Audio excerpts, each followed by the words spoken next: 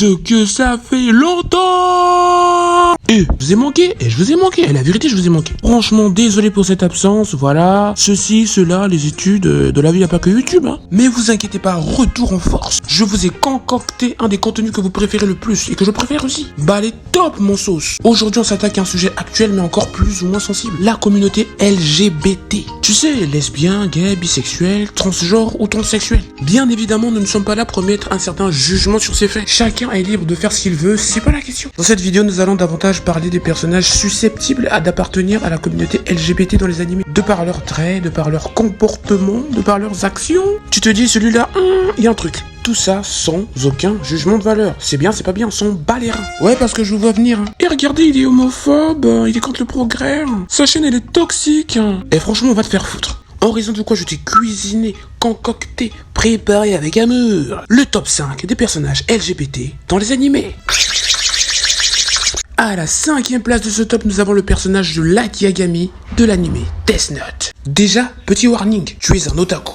Tu n'as pas regardé Death Note, tu mérites de te faire brûler vif. Abdullah, c'est Yohan World qui te le dit. Blague à part, Death Note c'est une tuerie. Franchement, si tu l'as pas vu, va le voir. Va le voir. Oh, alors là, j'entends déjà certains junkies me sortir. Light Yagami, ouais, ça, LGBT. D'où il est LGBT, ce gars-là? Évidemment, Death Note c'est sorti en 2006. T'as des trous de mémoire, c'est normal. Alors, pour tous ceux qui se souviennent, Light, il est gay. Il est gay, il aimait Ryuzaki. Il est gay. C'est entre eux, c'était une histoire un peu ambiguë, amour-haine, tu connais. Et puis surtout, comment il aimait trop rester avec Ryuzaki, sérieux. Déjà au QG de la police, ils étaient v'là tout le temps ensemble, côte à côte, collés. Putain, même à l'école, ils étaient devenus inséparables. Vas-y que ça tchatche H24, vas-y que ça joue au tennis ensemble, vas-y que ça se partage des parts de gâteau. Et on est où là? Et surtout la scène mythique, la fameuse scène de la pluie. Tu sais, cette scène où il pleut, Light et Ryuzaki sont tous les deux mouillés. Et à un moment donné, il y a Light qui s'assoit et on sait pas trop pourquoi Ryuzaki décide de lui faire un massage des pieds. Oh mais ça c'était la confirmation. Non mais franchement, qui après ça doute encore de l'orientation sexuelle de Light? C'est bon, c'est dit, c'est fixé, Light Yagami aime les hommes. Alors là, certains diront, oui, mais il sort avec Misa, c'est pas possible. Mais à un moment donné, rebranche tes neurones. Il l'a fait juste pour faire genre, pour la bonne forme. Les books vivent en 2006, et 2006, côté tolérance, c'est pas terrible. Donc pour faire genre que vas-y, je suis comme tout le monde, il a dû feindre une relation avec Misa. Bon, au passage, également pour se servir d'elle et pour la manipuler. Donc du coup, pour assurer ses intérêts, mais surtout pour faire genre. Et puis rends-toi compte que Light, il est tellement in love du Ryuzaki qu'il a accepté de se faire menotter à lui. Tout ça pour s'assurer qu'il soit tout le temps à côté de son chéri. Je veux dire, là, c'est chaud. Comment peut-on désirer autant quelqu'un? Même avec ta copine, tu ferais pas un truc pareil, frérot. Non mais entre ces deux-là, c'est l'amour fou. Hein. Franchement, je tire mon chapeau. À la 4e place de ce top, nous avons Naruto Uzumaki de l'anime Naruto Shippuden. Bon, pareil, hein. Certains d'entre vous se disent, putain, mais il fout quoi là, lui? Eh ben, si, il a sa place. Mais attention, j'ai bien précisé que c'est le Naruto de la partie Shippuden. Ouais, parce que Naruto enfant passe encore. Mais Naruto à partir de l'ère Shippuden, là, et c'est parti en cacahuète. Non, mais vous avez oublié, me dites pas que vous avez oublié. Vous avez oublié comment Naruto, il aimait trop Sasuke. Oh, mais c'est une dinguerie. Déjà, le gars te bolosse depuis que vous êtes tout petit. Il te traite d'idiot H24. Oh non, c'est mon ami. Oh.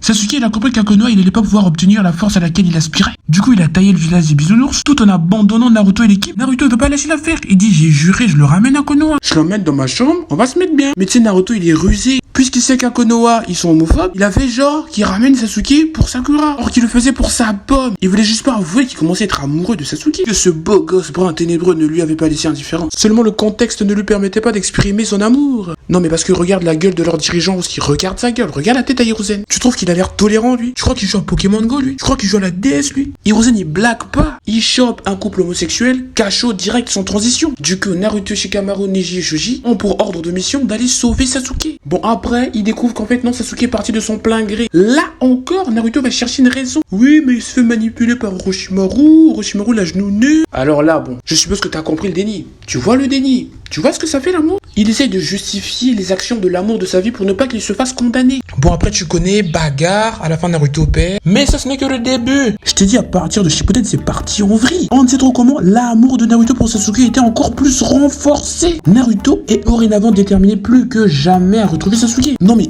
80% des scénars de Naruto, des missions où Naruto était impliqué dans Shippuden, c'est retrouver Sasuke. À chaque fois qu'il entend le nom Sasuke dans une mission, Naruto il est hype. Son cœur bat la chamade, il veut voir son chéri. Il va vers Sasuke, il va vers Sasuke, il cherche Sasuke. Sasuke lui il s'éloigne, il va plus loin. Il évite Naruto, le suis-moi je te fuis, tu connais. Enfin, Naruto, il arrive à mettre la main sur Sasuke. Son cœur brûle d'amour. Comment il a tellement envie de la lui mettre. Mais Sasuke, il a gazé, il dit, mais wack seulement. Oh, tu voulais devenir Hokage, deviens Hokage. Mon frère, laisse-moi tranquille, laisse-moi faire mes bails tranquilles. Et Inch'Allah, sors de ma vie. Il a démarré avec Yamato et Sakura. Mais même après cet échec cuisant, là, il est fatigué, il abandonne, on l'a démarré, on lui a mal parlé. Jamais. Il dit, la vie de ma mère, lui, je vais me le faire. Il lâche pas l'affaire, il cherche Sasuke avec le Bangala tout dur. Il le cherche partout par monts et par vaux. Deuxième interaction. Sasuke, il en peut plus. Sasuke dit, ta grand-mère, laisse-moi vivre. Naruto, il fait la tête de One, moi, ça va pas s'arrêter là. Sasuke veut tuer Sakura, Naruto le kiffe. Sasuke fout le sbeul au conseil des Kage, Naruto le kiffe. Sasuke bosse pour la Katsuki, Naruto le kiffe. Jusqu'à même, Sasuke, il veut littéralement détruire le monde à l'aide du pouvoir des bijoux, devenant ainsi ennemi public numéro 1 et le plus grand terroriste de l'histoire de l'humanité, Naruto le kiffe. Et enfin, la preuve ultime de son amour pour Sasuke. Alors, c'est une scène de l'animé, je crois qu'on était dans la deuxième partie de la saison 1 de Naruto Shippuden. Yamato, Sakurasai et Naruto sont à la recherche de Sasuke. Ils s'apprêtent donc à s'infiltrer dans le repère de Orochimaru et à un moment donné, Naruto sort un speech. Mais un speech de malade. Grosso modo, il dit que quels que soient les obstacles, il abandonnera jamais Sasuke. Même si dans le parcours, il perd une jambe, même s'il perd un bras, même s'il perd sa tête. Sasuke, c'est son boug à la vie à la mort. Bon, mais à un moment donné, tu veux faire quoi? Tu veux faire quoi de plus? Naruto est fou amoureux de Sasuke. Bon, là, les plus pointilleux diront, oui, mais c'est plus valable. De toute façon, dans Boruto, il épouse Hinata. Bah ouais, mais LGBT-phobe, t'as oublié. Faut bien se reproduire, mon ref. Tu imagines l'affiche Hokage homosexuel? Je te le dis, on aurait retiré sa candidature directe. Vraiment, retiens-le une bonne fois. À Konoha, ils sont pas progressistes. Donc voilà, Hinata, c'est juste pour la forme, hein. C'est juste pour faire genre. Mais on sait que le soir, avec Sasuke, ça se suce la queue, hein. Voilà, on se ment pas. Soyons honnêtes, ils font de bonnes choses, bien torrides. Voilà. Et puis, en plus, admettons qu'il ait épousé officiellement Sasuke. Bah, dans ce là, t'as plus de Boruto, plus de Sarada. En gros, pas de nouvelle génération. Et ça, c'est pas ouf. Nous l'aurons tous compris, Naruto, il est gay. Il n'aime pas Sakura, il n'aime pas Hinata, il n'aime pas les meufs, il aime Sasuke. À la troisième place de ce top, nous avons le personnage de Oscar de l'animé Versailles Nobara. Alors là, on va dans du old school, mais vraiment old school. Déjà là, je sais, j'ai dit Versailles Nobara, beaucoup de gens se sont perdus. Par contre, si je mets ce générique là,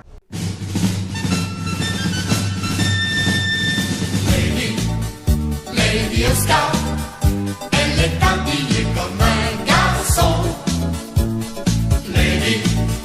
je pense que vous vous êtes tous retrouvés. Ah, Lady Oscar. Oscar François de Jarget. Bon, normalement, je pense que t'as compris pourquoi elle est là. Regarde-moi ce torse de bonhomme. Regarde-moi ces épaules de mec. Regarde-moi ce beau petit cul de soldat allemand. Mais en même temps, regarde-moi ce visage d'ange. Regarde-moi cette belle chevelure digne d'une poupée Barbie. Quelle esthétique de malade, mais en même temps, quelle confusion. Oscar est ce qu'on peut appeler un personnage androgyne. Le genre de perso, tu regardes sa gueule, tu sais pas trop si c'est un mec ou une meuf. Ouais, des gens aussi étranges, ça existe. Moi, genre, la première fois que j'ai vu Oscar, mon cerveau s'est débranché direct. Alors, pour ceux qui n'ont pas connu Lady Oscar, rassurez-vous, Oscar est bel et bien une meuf. Seulement avec une attitude de garçon manqué over-abusé. Elle se tape comme un mec, elle parle comme un mec. Bon, en même temps, elle a grandi avec des mecs, donc quelque part, logique. Cependant, malgré tout ça, elle est aussi émotionnelle et sensible qu'une femme. Donc, quelque part, c'est quand même une meuf. La question qu'on s'est toujours posée ici, en tout cas que beaucoup de gens se posaient pendant la diffusion de l'anime, c'était celle de son orientation sexuelle. Ah, parce que faut avouer que c'est assez compliqué. Mais bon, à notre grande surprise, elle est hétéro. Et ouais, elle est quand même tombée amoureuse de 2 gars devant la série. Donc c'est juste une meuf un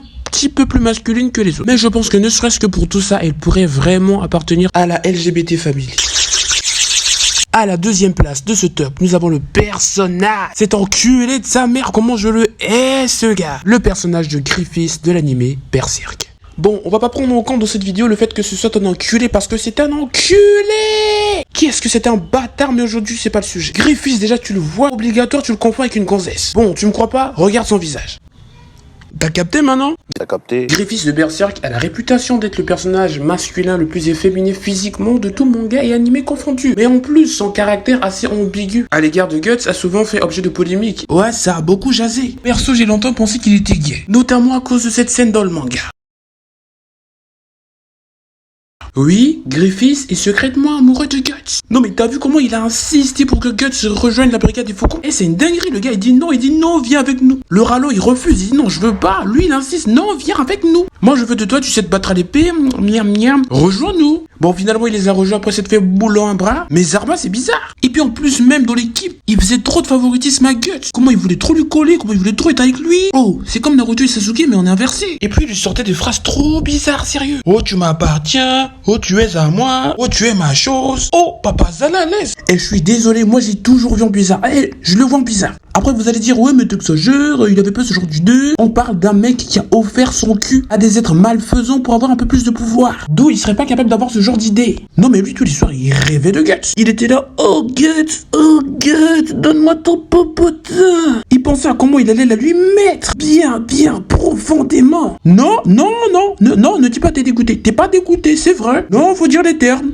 Et puis aussi le scandale qu'il a fait. Lorsque Guts lui a dit qu'il voulait quitter la brigade des Faucons, il voulait pas le laisser partir. Ouais, t'es ma chose, tu restes avec moi. C'est que son stock aussi de cerveau commençait à finir, ça l'a perturbé. Après, il s'est dit, bon, on va régler ça en 1v1, c'est pas grave, je vais te calmer. Guts l'a one-shot sa mère. Bah ouais, parce que quand lui, il était trop géchard, avec tout ce qui concerne l'administration, bah Guts, il était chaud, il continue à s'entraîner. Tu connais, Guts, il est là. Hein. Du coup, Griffiths a perdu, Guts est parti, il était désemparé. Il était là, les yeux écarquillés, il savait plus trop quoi faire. Son sexe appeal est parti avec l'image de qui va-t-il se masturber. Elle est la question. Rends-toi compte qu'à un moment donné, le boug était tellement manque. Il est allé au KLM la nuit, taper la fille du roi. Bah évidemment, il s'est fait cramer parce que voilà, on n'oublie pas la royauté. Hein. Il a été destitué de son rang de chef de la garde royale et de ce fait a fait retirer la brigade des Faucons des privilèges de la royauté. Tout ça parce que Guts est parti. Tu vois, genre Guts serait resté auprès de Griffiths, le scénario n'aurait jamais été le même. Griffiths n'aurait peut-être pas rejoint les apôtres, l'éclipse n'aurait peut-être jamais eu lieu, Guts n'aurait pas vu sa gosse faire Mougou peint devant lui. Bref, Berserk n'aurait pas été Berserk. Bref, faut bien reconnaître que Griffiths est un personnage vachement tordu. N'empêche qu'il fait partie pour aujourd'hui et pour l'éternité des personnages LGBT dans les animés.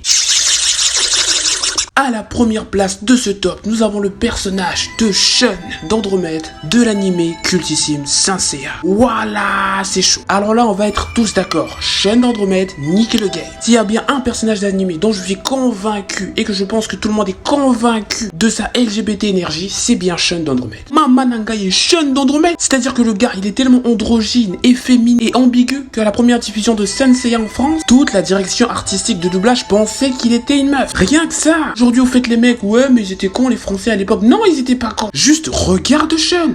Juste le physique. Tu vas pas me dire qu'il a pas un physique de meuf. Il a un physique de meuf. Il a un putain de physique de meuf. Et encore aujourd'hui, il est considéré comme un personnage potentiellement gay. Shun arbore une personnalité, a des principes et des valeurs encore aujourd'hui catégorisés féminins. De par sa personnalité, de par son physique, de par son attitude, Shun se rapproche beaucoup plus de la demoiselle que du damoiseau. Et puis c'est vrai que dans les années 80, un homme, ça doit se taper. Un homme, ça doit crier fort. Un homme, ça doit avoir de la coronesse, tu vois. Pour tout ça, t'as un mec avec une armure rose, des cheveux verts, qui aime pas la baston, qui préfère la douceur et les petits oiseaux. On pourrait effectivement considérer ça comme une certaine forme de la virilité. Une forme atypique ou originale, certes, mais une forme de la virilité quand même. Que c'est pas parce que t'es un mec que t'as pas le droit d'être doux, que t'as pas le droit de pas aimer la baston. Ça, c'est beau. Cependant, il y a juste une scène, encore une fois, juste une scène, qui a prouvé à l'humanité entière que ce mec est probablement homosexuel. Cette scène-là. He oído que el cuerpo humano es el mejor para calentar un cuerpo frío, pero él sufre del aire frío de Camus.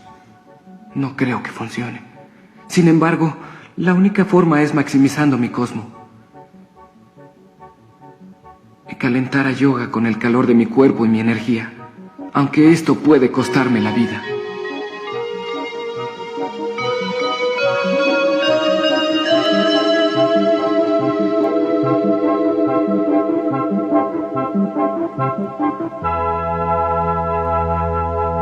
Oui, tu as bien vu, il était quasiment en train de se taper Yoga. Sauvez-moi! Je sais même pas quoi dire de plus.